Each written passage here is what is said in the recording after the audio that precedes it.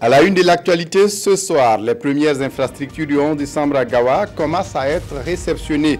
Le Premier ministre vient de procéder ce dimanche à l'inauguration du stade régional du Sud-Ouest, de la nouvelle gare routière de Gawa et d'une maison de l'Appelé, des réalisations dont le taux d'exécution est estimé à 90%, mais qui vont changer le visage de la ville. Et puis, notre grand format de ce dimanche, la fermeture des usines dans l'ouest du Burkina. Après la Sifa, la Savannah à Kiltour, les usines sont confrontées à de nombreuses difficultés qui entraînent souvent des arrêts de travail. Menacées de mettre la clé sous le paillasson, la Société africaine de pneumatique SAP Olympique, la filature du Sahel, FILSA, ou la SN Sosuke et bien d'autres sont en sursis. À Winner Industries par exemple, qui fabrique des piles, les machines sont à l'arrêt depuis 18 mois en cause de la concurrence déloyale. Mais est-ce la seule et unique raison? On en parle dans ce journal. Et dans cette édition, déjà un quart de siècle d'existence pour le SMS, 25 ans déjà que nous pianotons avec nos téléphones portables pour envoyer des dizaines, voire des centaines de messages par jour. Pratique rapide, utile et réceptive, l'usage des textos n'a cessé d'évoluer depuis le début des années 90 au point de bouleverser nos habitudes et notre quotidien. Vous le verrez dans ce journal, ce sont là les titres du 20h. Mesdames, Messieurs, bonsoir, je suis ravi de vous retrouver. Le Premier ministre Paul Kaba-Thiéba a procédé ce dimanche 3 décembre 2017 à l'inauguration d'infrastructures construites dans le cadre du 11 décembre à Gawa. Les infrastructures se composent entre autres de la gare routière, de la maison de l'Appelé, de la place de la Nation et le stade régional. Des réalisations dont le taux est estimé à 90% et qui vont donner un nouveau visage à la ville de Gawa. En attendant que nos équipes nous apprêtent l'élément, dans le courant de ce journal, nous poursuivons avec cet élément pour les jeunes des zones frontalières qui sont souvent tentés par l'immigration. À Kouéré, une commune rurale du sud-est du Burkina, le phénomène est souvent constaté et c'est surtout des raisons liées à la proximité avec le Ghana et la Côte d'Ivoire qui sont souvent indexés. Mais les jeunes sont partis à l'aventure, mais d'autres également restent sur place pour contribuer au développement. On en parle avec Madou Ouedraogo et Dimitri Badini. Kouéré est une commune rurale de la province du Numbiel et fait frontière avec le Ghana et la Côte d'Ivoire. Dans cette zone frontalière avec ces pays côtiers, nombreux sont les jeunes qui sur place se font de bonnes affaires, notamment dans l'agriculture, le commerce et dans les métiers. Ce que moi je fais comme travail ici, c'est la mécanique. Donc vous pouvez le constater, c'est mon atelier comme ça. Voilà, je me débrouille dans la mécanique et dans la vente des pièces détachées. Voilà. Le prix que je gagne là, je me contente de ça. Je peux dire que bon, par jour je peux gagner, je peux rentrer avec disons une somme de 15 000, souvent si ça va 25 000. Voilà. Mais pour mon ravitaillement de matériel, c'est à Bobo que je m'en vais me ravitailler. Jean-Paul Sommet, mécanicien de son état, en plus de son atelier, est aujourd'hui propriétaire d'un moulin et d'un maquis-restaurant. Contrairement à lui, certains jeunes sont tentés par l'aventure vers les pays voisins, chose pas toujours opportune pour bon nombre. C'est le cas de Tangba Sommet qui, après avoir trimé son succès au Ghana, est rentré au pays où il gagne sa vie dans la coiffure. J'étais allé à la recherche du mieux-être, mais il s'est trouvé que ça n'allait pas. Donc précisément en 2008, je suis revenu au pays. Quand j'ai commencé à coiffer, ça m'aide beaucoup. Malgré que la commune n'est pas très développée, mais je me débrouille dans la coiffure. En tout cas, je regrette d'avoir perdu mon temps à l'aventure. Dans cette partie du Burkina, nous confie le maire de la commune, il y a un important flux de la jeunesse vers ces deux pays voisins, une situation liée à la recherche du mieux-être. Cependant, l'on dénote une diminution des migrations de la jeunesse ces dernières années. Ils ne sont pas nombreux encore ceux qui quittent la commune de Kouéré pour aller à l'aventure.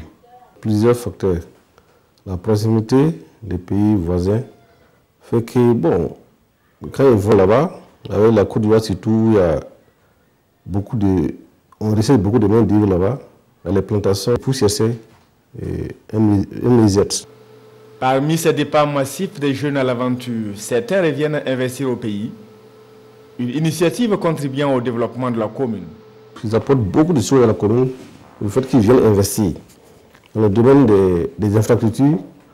Et dans la commune de Péré, il n'y a pas de problème d'infrastructure, que ce soit les logements, l'investissement de nos frères qui sont de l'autre côté là, apporte un plus. Prenant en exemple le mécanicien Jean-Paul, le maire atteste que l'Eldorado n'est pas forcément à l'étranger et qu'on peut y gagner sa vie en restant chez soi. Il invite par ailleurs la jeunesse partie pour l'aventure à songer le venir et participer au développement de leur patrie. Le Burkina Faso commémore ce 3 décembre la journée internationale des personnes vivant avec un handicap. À Boulsa, où a lieu la célébration, les personnes vivant avec un handicap ont profité pour un plaidoyer pour la prise en compte de leurs droits dans les politiques de développement. À l'occasion, ces personnes ont souhaité voir davantage de personnes handicapées dans l'administration publique. Konsoum Koulibaly, Ismaël Diloma Sirima. Les personnes vivant avec un handicap honorées à Boulsa. C'était à l'occasion de la journée internationale qui leur est dédiée.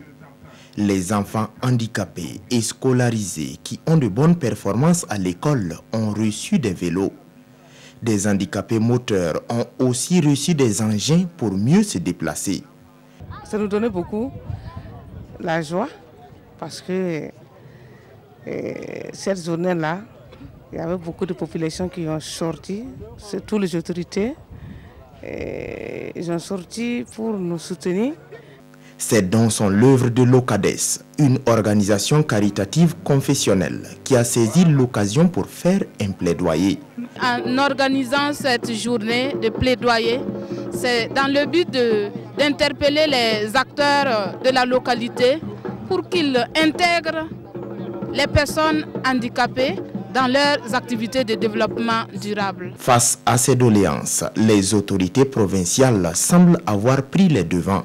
J'ai lancé un appel au niveau des collectivités. Ils sont en phase de relecture des différents plans communaux de développement. C'est déjà à ce niveau, puisqu'ils doivent faire la promotion du développement à la base, les communes, à ce niveau déjà de prendre en compte la promotion et la protection des droits des personnes handicapées. Si ces mesures venaient à être observées, elles pourraient répondre à un plaidoyer des personnes handicapées. Celui de voir engager dans l'administration burkinabé davantage de personnes vivant avec un handicap. Pour que ces plaidoyers soient efficaces, il faut bien travailler pour la lutte contre l'exclusion. L'exclusion souvent de ces personnes vivant avec un handicap. À Yako, dans le Passoré, une association s'attaque à la cause des populations vulnérables. Ce 3 décembre, à l'occasion de la célébration d'une journée d'interpellation contre le phénomène d'exclusion des vieilles pour allégation de sorcellerie, Christine Koulibaly pour les détails. C'est une cérémonie sobre mais qui sert de tribune à l'Association pour le bien-être des familles vulnérables et ou indigènes pour mettre en lumière, si besoin en était, le phénomène de l'exclusion sociale dans la province du Passoré. Une province où la marginalisation des personnes du 3e âge est plus que d'actualité. Au niveau des statistiques, Yako c'est vraiment une province où la couche vulnérable est plus les personnes âgées. Parce qu'ils sont souvent victimes à des allégations de sorcellerie. Les phénomènes avaient diminué lorsque le gouvernement a engagé la lutte contre l'exclusion des personnes âgées. Mais aujourd'hui, les phénomènes a repris de plus belle. On accuse les vieilles de sorcellerie, alors qu'il y a des jeunes qui font pire, mais qui ne sont pas inquiétés. Ce sont les vieilles qui sont toujours indexées. D'où l'interpellation des plus hautes autorités à se pencher sur la question dans le Passoré. Traditionnellement, dans nos sociétés, ce sont des gens qui, par leur expérience, pouvaient guider la jeunesse. Il faudrait que l'on remette au goût du jour ces valeurs-là, faire de la personne âgée, une personne expérimentée, une personne capable de donner des enseignements, parce qu'eux, ils ont déjà vécu. Au cours de cette cérémonie marquant la commémoration en différé de la Journée mondiale de la personne âgée, l'Association pour le bien-être des familles vulnérables et ou indigènes a remis aux structures d'accueil des victimes d'exclusion des produits de première nécessité. L'OMS, l'Organisation mondiale de la santé en Afrique, vient d'achever ce 1er décembre à Ouagadougou un atelier sur l'harmonisation des pratiques en matière de planification familiale.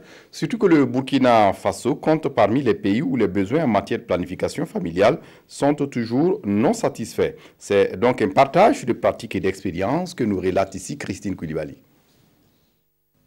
Venus de 7 pays, ces cadres des ministères de la Santé, praticiens et spécialistes de la santé familiale et de la reproduction tiennent leur réunion d'examen et de planification.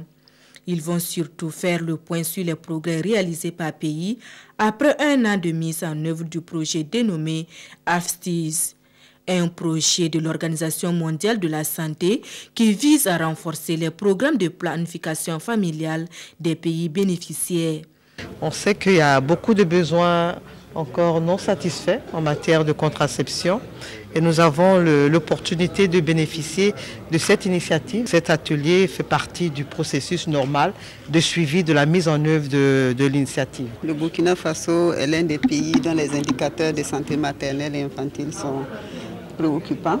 Et en matière de planification familiale, nous avons des besoins non satisfaits qui demeurent parmi les plus élevés de la sous-région. AFSTIS est un projet qui enjoint à des obligations de résultats.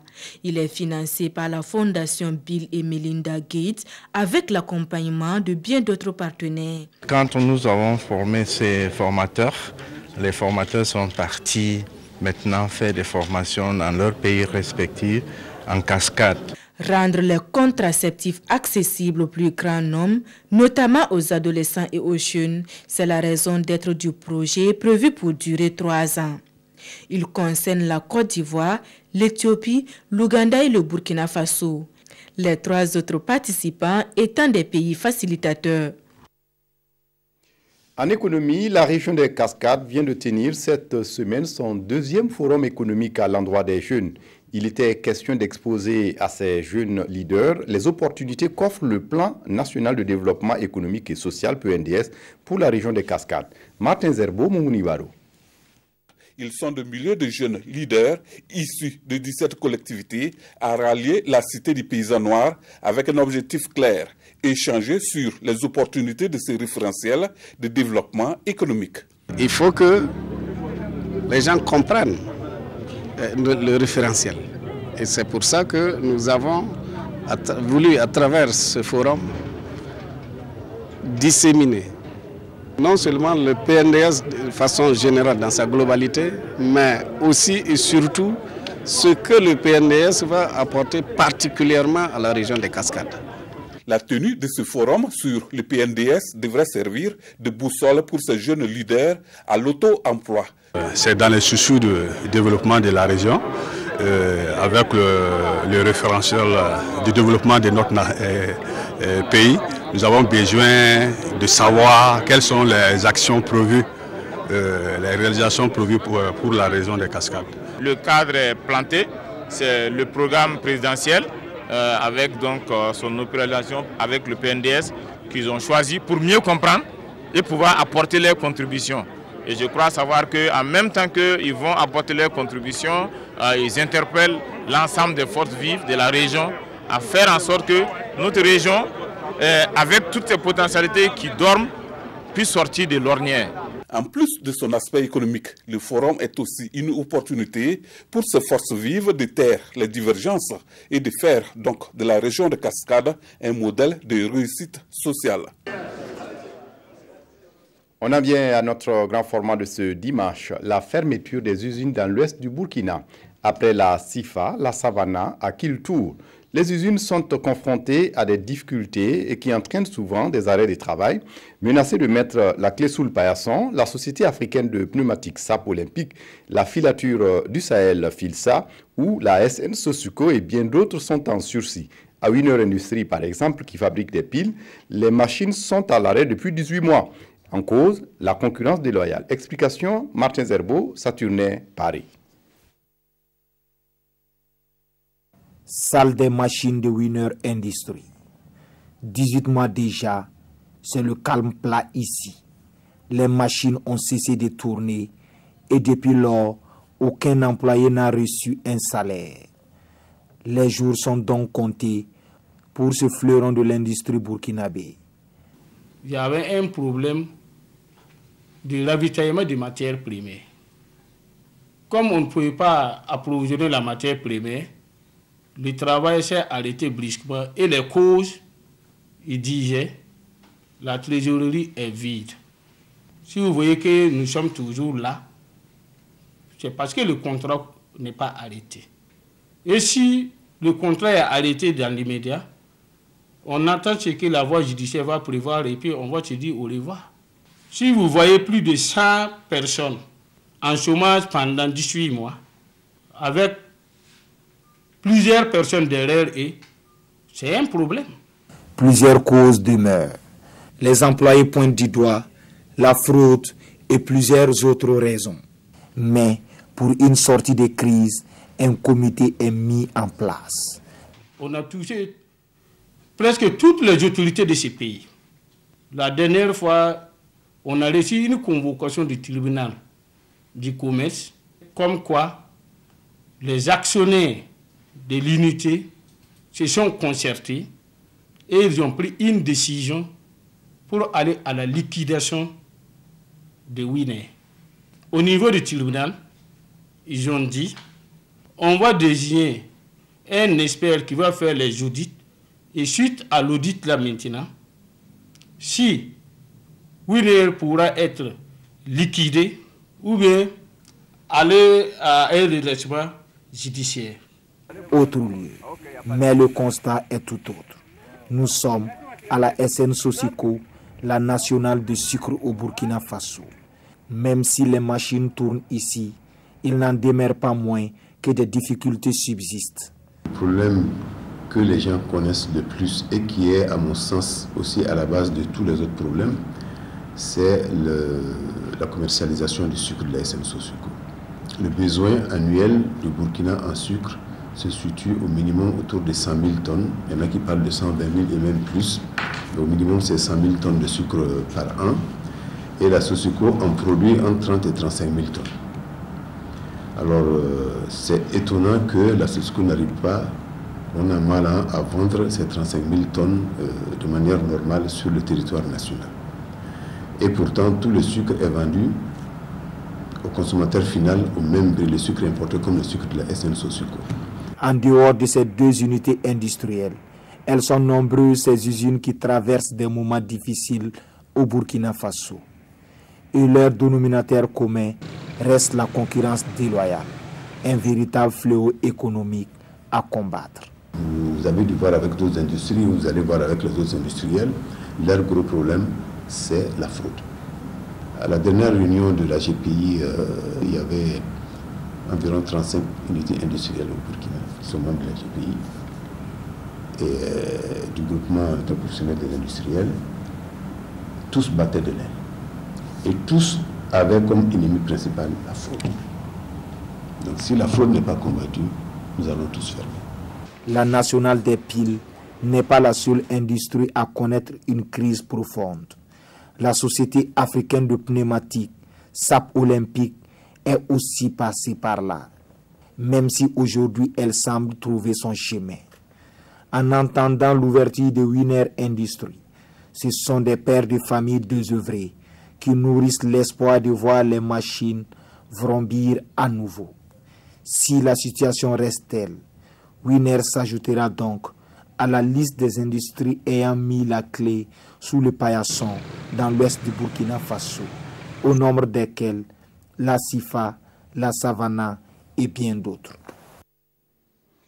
Pour aller plus loin sur ce sujet, nous recevons Ousmane Tiemtouré. Il est le secrétaire permanent du groupement professionnel des industriels du Burkina. Bonsoir, Monsieur Tiemtouré. Bonsoir. Vous venez de voir un peu la déliquescence des usines dans l'ouest du Burkina. Est-ce que vous vous retrouvez dans ce constat? Effectivement, je me retrouve parfaitement dans ce constat que nous avons fait effectivement il y a déjà quelques années.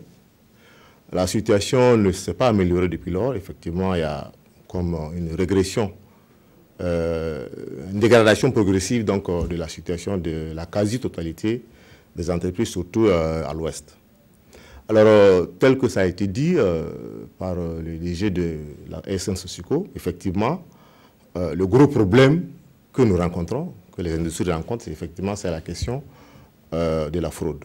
Comme on l'a dit, sur une échelle de 1 à 5, je crois que la fraude donc, est placée au niveau 5. C'est bien ça.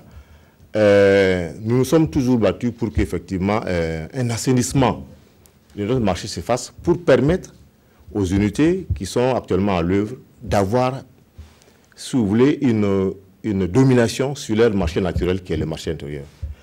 À l'heure actuelle, ce n'est pas le cas. Le combat, on le mène avec toutes les difficultés que vous pouvez imaginer. Le Burkina Faso a ouvert ses frontières à d'autres produits de la sous-région, mais aussi à l'international. Est-ce que cela n'est pas aussi, quelque part, un problème d'adaptation de nos usines? Est-ce que cette libre concurrence voulue par le gouvernement a permis à ces usines-là d'être au même niveau? Oui, c'est la question que nous avions soulevée en son temps au niveau donc, des pouvoirs publics.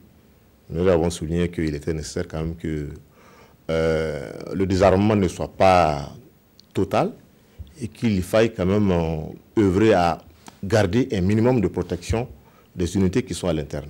Parce que c'est difficile dans les conditions où nous sommes. Vous voyez, le Burkina n'est pas nanti en tant que tel et potentiellement, nous ne sommes pas assez forts pour aller en concurrence avec d'autres qui ont des avantages comparatifs nettement élevés. Donc, notre souhait, et on l'a toujours crié, est qu'effectivement, on puisse quand même nous accorder ce minimum de protection qui permettrait donc à ces unités-là de se muscler à l'intérieur avant de monter à la haute compétition. Sinon, c'est extrêmement difficile. Vous parlez de la concurrence déloyale, vous parlez de la fraude, et il y a aussi la question de la contrefaçon. Mais est-ce que cela ne pose pas non plus un problème de vision et d'anticipation pour nos usines? Est-ce que nos usines ne se sont pas laissées avoir? On ne peut pas dire les choses de cette manière-là. On prend le cas de Winer Industries. Oui. Vous ne pouvez pas continuer à fabriquer des piles que peut-être on n'en a pas besoin ou qui coûtent plus cher que les piles venues d'ailleurs. Oui, ça c'est l'impression qu'on a. Parce que tout est relatif si on essaie de voir effectivement la qualité des produits qui est mis sur le marché. Aujourd'hui, personne ne déniera à la Winer Industries d'avoir des piles de qualité. Tout le monde le sait. Mais le problème, c'est que Winer s'est retrouvé face à des piles de mauvaise qualité qui rentrent massivement et qui sont à un coût extrêmement dérisoire.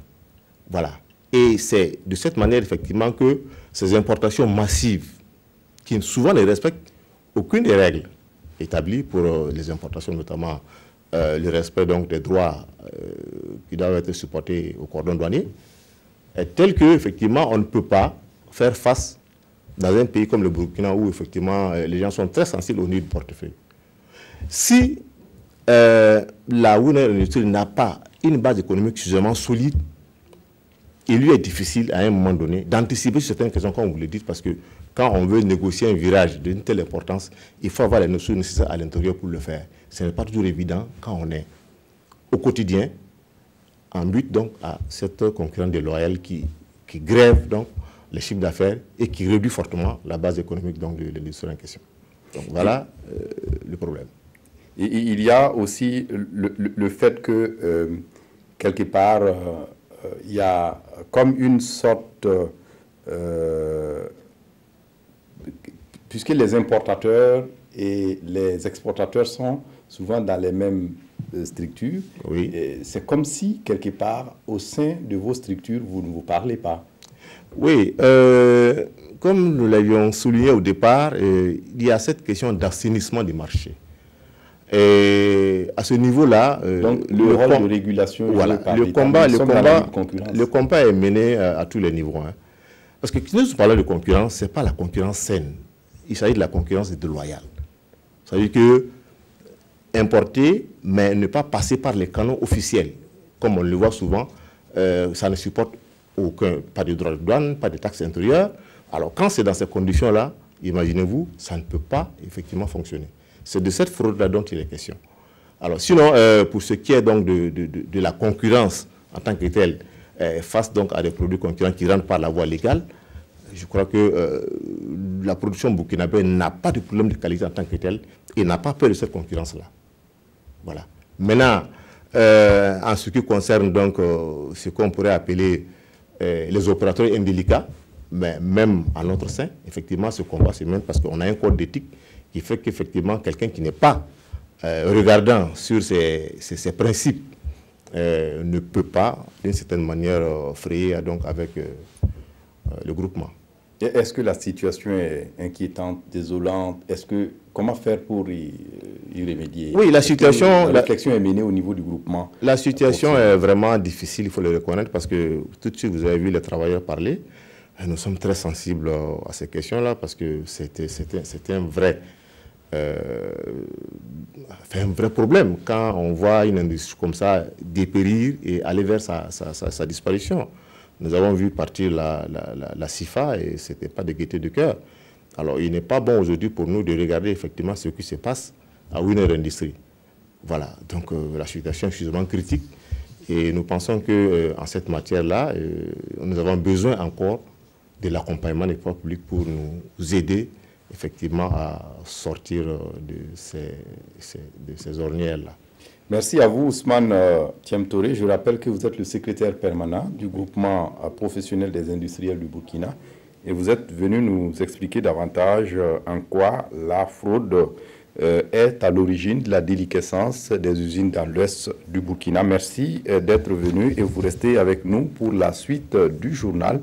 Et pour la suite du journal, l'OST, l'Office de santé des travailleurs et la Fédération nationale des acteurs du transport sensibilisent sur les risques professionnels et leur prévention.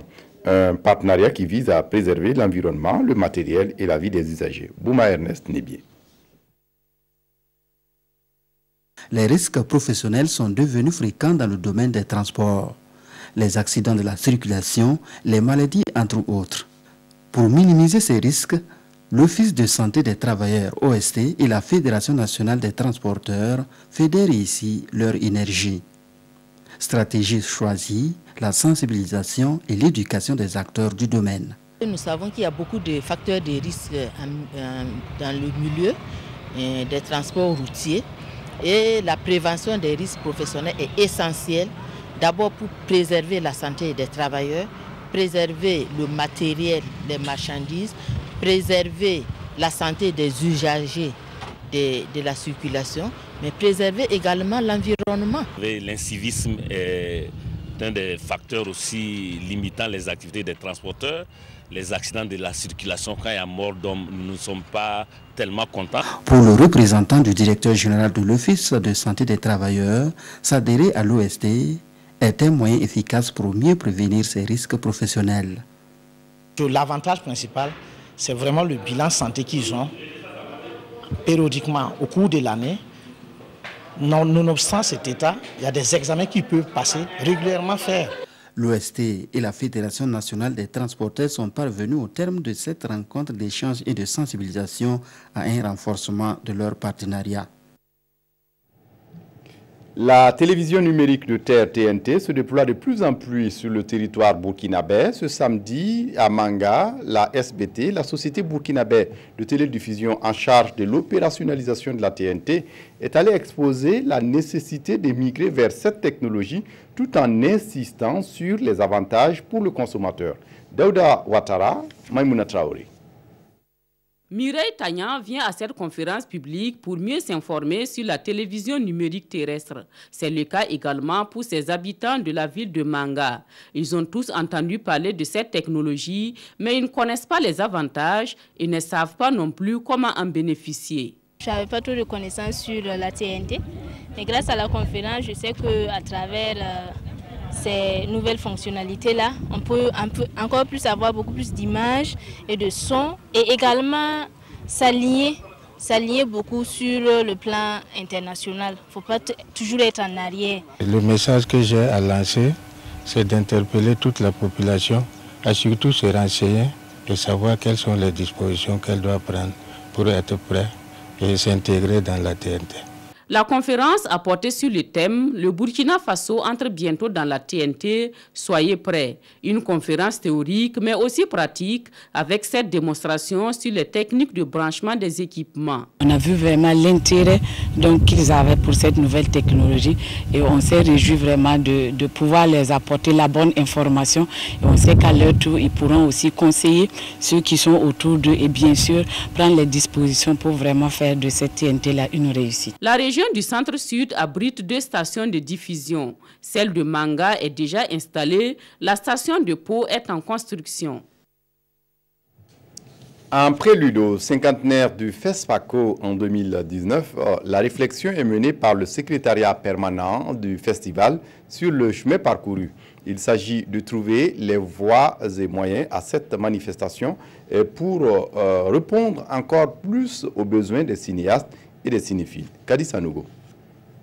Le FESPACO aura 50 ans en 2019 lors de la 26e édition qui se tiendra du 23 février au 2 mars 2019. Pour réussir ce cinquantenaire, les professionnels du cinéma africain et de l'audiovisuel du continent et de la diaspora, les partenaires techniques et financiers comme l'Organisation internationale de la francophonie et les journalistes se sont retrouvés à Ouagadougou pour réfléchir sur cet événement. 3 jours durant, ces acteurs du 7e art, à travers des panels, des conférences et des travaux en groupe, ont fait le tour complet des différents axes de l'organisation de la prochaine biennale du cinéma africain. La rencontre a abouti à des recommandations pour le repositionnement de ce patrimoine continental. Il faut que nous travaillions à faire en sorte que les professionnels africains soient de plus en plus impliqués dans l'organisation du FESPACO. Le FESPACO n'est plus burkinabé seulement. Le FESPACO est africain. Ce que je retiens, c'est l'énorme générosité, l'énorme ouverture et transparence dans les discussions et les débats qui nous ont permis d'aller très loin, qui nous ont permis de vraiment nettoyer les blessures qui existent. Cet atelier international de réflexion sur les cinquantenaires du FESPACO a été bien apprécié aussi bien par les anciens délégués que par l'une des pionnières. Le 50e anniversaire va être un succès. Déjà, je me permets de le dire. En tant que membre fondateur, vous pouvez comprendre toute mon émotion et toute ma joie de voir que 50 ans après, je ne savais pas que je serais encore vivante pour voir le 50e anniversaire. Et ça, je rends grâce à Dieu de me donner cette chance-là encore, d'être à côté du bébé que j'ai vu naître. Un cinquantenaire d'avenir. Et de ce point de vue, je crois que les objectifs sont atteints et je ne peux que m'en féliciter. Au cours de cette cérémonie de clôture, le représentant du président du FASO a annoncé aux cinéastes du continent que le président Roch-Marc Christian Kaboré s'engage à les accompagner pour la réussite du cinquantenaire du FESPACO. La 4e édition du festival Rendez-vous de Madouba de Touba s'est déroulée du 28 novembre au 2 décembre à Touba. Bien entendu, cette commune de Madouba, à la frontière avec le Mali, dans la boucle de Moune. Le Rendez-vous de Touba, un festival qui a réuni des participants venus du Mali et de la Côte d'Ivoire. Lassina Ouattara, Karim Drago. Le Rendez-vous de Touba est un festival socio-culturel et sportif. Il vise à promouvoir l'intégration sous-régionale à travers le brassage des communautés. C'est un cadre de rencontre des Touba d'Afrique, un cadre du dialogue des cultures et des peuples africains. Un tel festival, pour mieux porter son nom, a besoin d'aller au-delà de ses frontières. Ça montre que vraiment les 2 communautés-là sont ensemble et ils doivent œuvrer ensemble. Vraiment, je salue les autorités burkinabées pour avoir favorisé de telles organisations. Et je souhaite que ça soit une continuité qui va regrouper les 2 États. Les populations de Touba et environnants ont commencé à comprendre le bien fondé de cet événement, l'une des particularités de cette 4e édition du Rendez-vous de Touba. L'autre particularité, c'est que les activités se sont intensifiées. Il y a des disciplines que nous avions essayées par le passé, comme la lutte traditionnelle, le cyclisme féminin, et bien entendu les prestations extérieures comme par exemple Victorien de Kera. Le rêve du promoteur est d'unir les ressortissants des villages Touba d'Afrique. Un rêve qu'il nourrit d'espoir. Il est en bonne voie parce que déjà l'adhésion des Touba de la zone, c'est déjà un bon espoir que les autres Touba vont se greffer à l'événement. Peuplé majoritairement de Boaba et de Dafing, Touba Burkina pendant 4 jours a vibré au rythme de plusieurs activités socio-culturelles et sportives au bonheur des festivaliers venus du Mali et du Burkina entre autres. Rendez-vous est donné en 2018 pour la prochaine édition.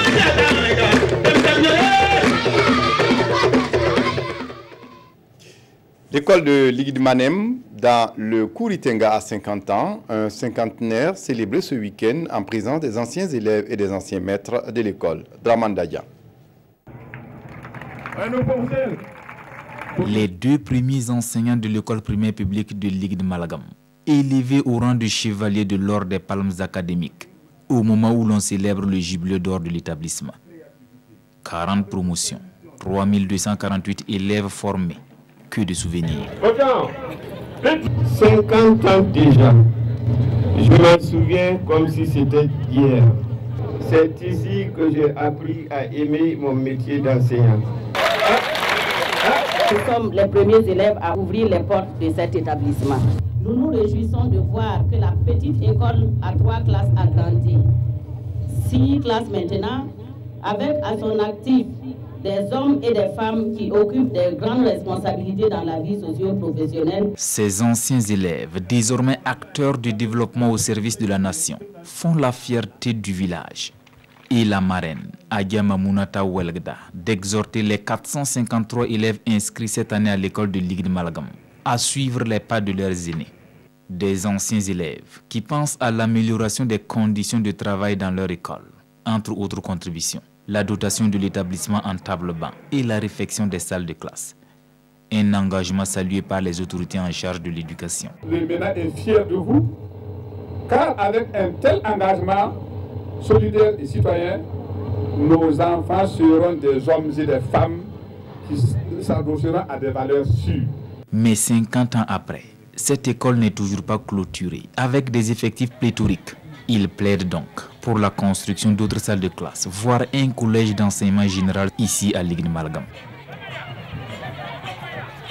Je le disais en titre, le SMS a déjà un quart de siècle d'existence. Aujourd'hui, un brin de yeux, il a changé notre approche au portable. 25 ans déjà que nous pianotons avec nos téléphones portables pour envoyer des dizaines, voire des centaines de messages par jour. Pratique, rapide, utile et récréatif, l'usage des textos n'a cessé d'évoluer depuis le début des années 90 au point de bouleverser nos habitudes. Voilà qui risque de vous donner un coup de vieux. Le SMS fête ce dimanche ses 25 ans. L'auteur du tout premier s'en souvient comme si c'était hier. Le premier message était Merry Christmas, écrit intégralement, pas Xmas, mais Christmas en entier. Je l'ai envoyé à Richard Jervis, qui était le directeur de Vodafone et participait à une fête de Noël de l'entreprise. Dès lors, il a fallu équiper les portables de clavier, à l'époque une petite révolution dans la façon de communiquer. Pour la première fois, nous avions des portables qui ne servaient pas seulement à téléphoner. On passait de la conversation parlée à une nouvelle application du service mobile.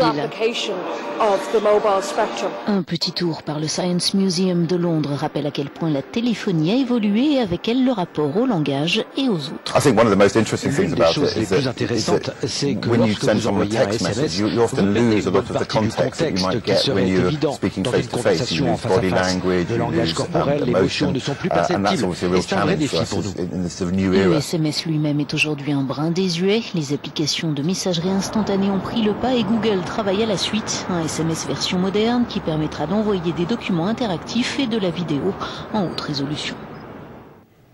Et puis avant de recevoir Lassina Sawadgo du service des sports pour Dimanche Sport, cette information, il est porté à la connaissance de l'ensemble des corps constitués invités que la cérémonie officielle d'hommage à son Excellence M. Youssouf Ouedraogo, ancien Premier ministre du Burkina, décédé le 17 novembre 2017 à Abidjan, initialement prévu le mardi 5 décembre 2017 à 8h au Premier ministère aura lieu le lundi 4 décembre 2017 à 17h au même lieu.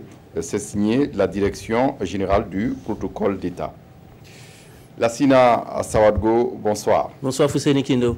Merci de venir encore ce soir pour Dimanche Sport. Dimanche Sport où on commence avec le choc ce soir du leader Salitas et puis l'étoile filante. Tout à fait. C'est une information sans doute qui va vous faire plaisir parce que Salitas menait depuis la 2e minute ce soir du côté du stade municipal ici vous Konombo. L'effort a égalisé dans les ultimes moments donc de ce match pour terminer le match Fousseini sur le score de 1 but partout. Et faux Salitas, c'était le choc de cette 8e journée.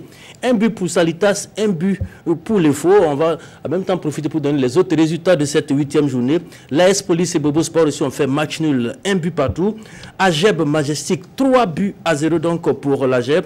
Uzo Santos, 0 but partout. Usco Asfa Enega, 0 but partout. Usfa Raimo, 0 but partout. Et ASFB Sonabel, 0 but partout. Comme vous le constatez, beaucoup de matchs nuls donc à l'issue de cette 8e journée. 6 matchs nuls seulement.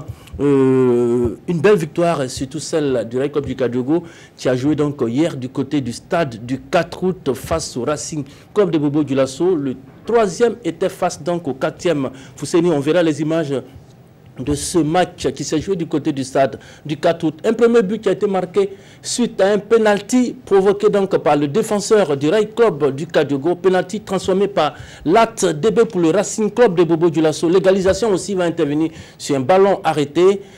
Ballon arrêté donc qui va transformer Aboubakar Sidiki Traoré pour le 1 but partout en première période. Et Fousseini, les Faucons, le champion sortant, va prendre l'avantage en seconde période.